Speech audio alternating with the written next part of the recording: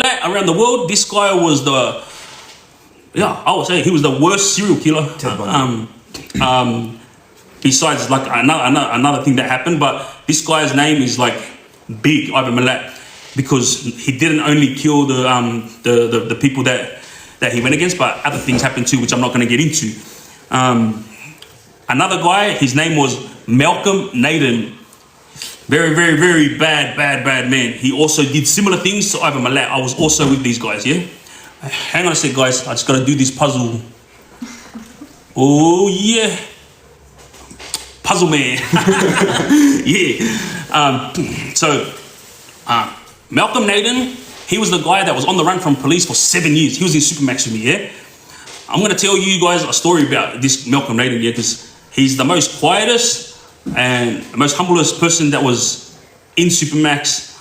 And I already knew what he'd come in for. Like, this guy was dirty criminal, you know? Like, anywhere he'd go, in the main, his head would be jumped on. Before he came to Supermax, he used to get piss and feces thrown at him from every yard. Like, nobody wanted to see this guy in their yard. So he was in protection, but even protection were throwing this stuff at him, yeah? I'm gonna also explain that you guys know a show back from the 90s, it was called Hey Dad. So the guy that got arrested for his crap, he was with me at Goulburn as well, yeah? He was in protection, and that's where Malcolm Naden was. He was on the same side, yeah? He used to cop it the most. Screws used to walk 5-6 meters away from him when he would go to visits or when he would go to see legal visitors, because the Screws knew that he was going to get hammered with Itche and Peace. Like, if you guys want to know how this happened, pretty much in prison, every jail's got condom boxes, yeah? It's just for safe sex and whatnot, but this is Australian prison. So for those of you who don't know, in the main, in Australia, there is no gay crap that goes on, yeah? In protection, all the gays go to protection, so obviously it probably would happen there. But in the main, this does not happen. In America and everywhere else, mainstream, it happens. Like, everything you guys see on movies and everything that you guys see on documentaries, that's in America, not in Australia. That shit was to happen in the main Australia, every single inmate would turn on that person. So it doesn't happen here in Australia. But Mr. Hey Dad, from that show, TV show, he used to get hammered. And so the condoms, the especially the crew inmates, they used to go and pierce inside the condom, and then they would tie it up, yeah? When they tie it up, they would put a hole like through the condom, and so when he walked past, they would peg it, and when they peg it, as soon as it hit him, it would spray all the pee all over him, you know? And as for the feces, it was the same thing. Like, they used to put it inside a cup, or they'll put it inside a plastic bag and just launch it at him. No one was touching with their hands. Everyone that was throwing it was smart enough to use their gloves, but used to get hammered that Hey Dad, bro. I swear.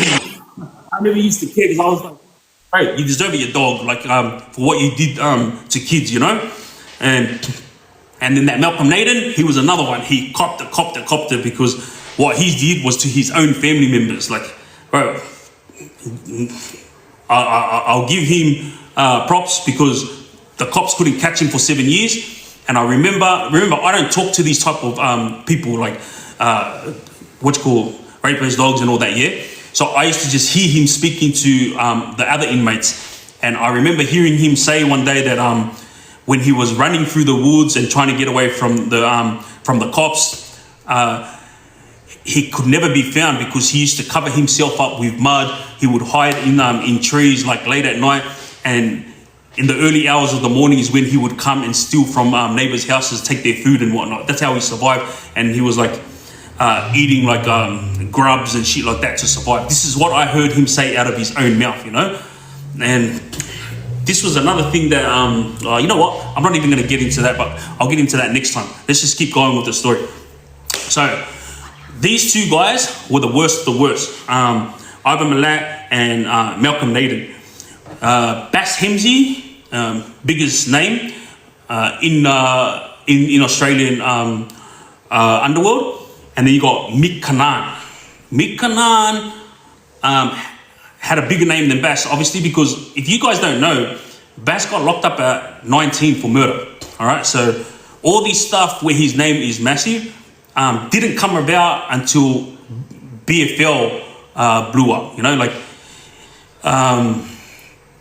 everyone inside the system could do exactly what Bass did. Like everyone's got boys, everyone's got a network. Like, yeah, but his name blew up after his family helped him elevate BFL. But Mick Kanan, this guy, I was with him. I'm friends with him, but he was the one that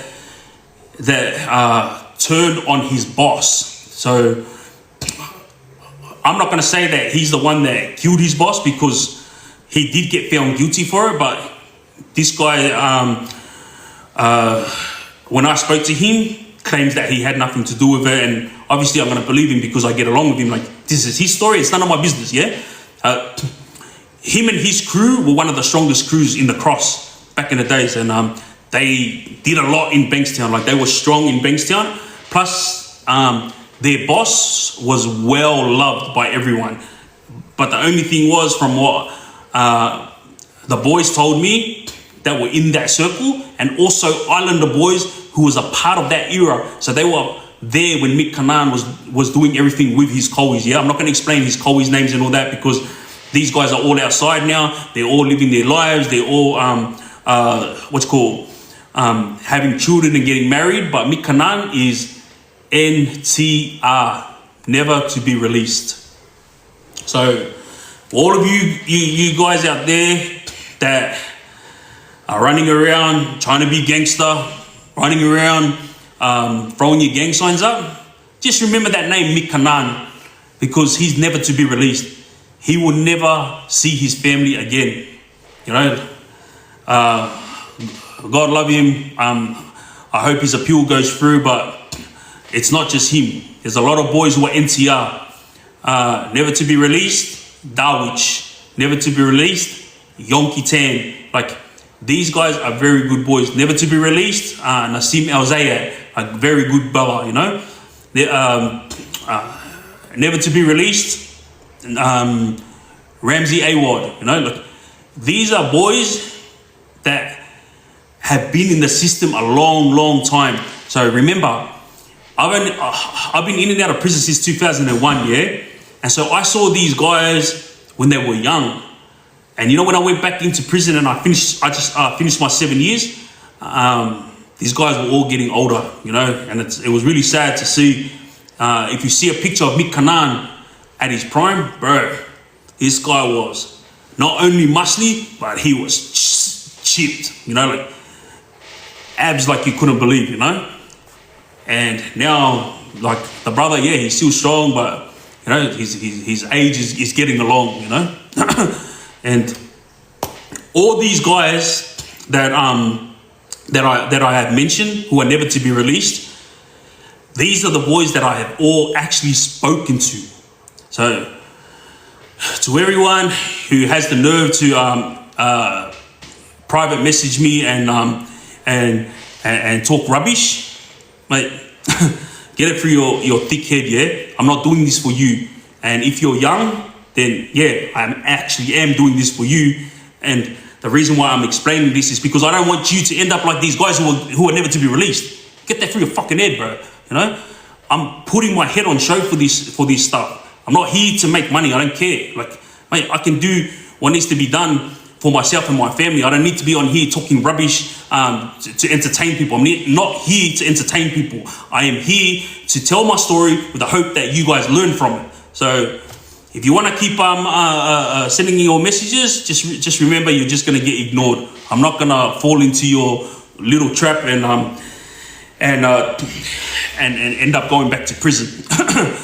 There's a lot of people who want to know about Underworld Bill and all these names that are coming up. Haskalachi, yes. I'm not gonna speak on them right now, but I will speak on them. But all I can say to you guys is that Underworld Bill guy, I didn't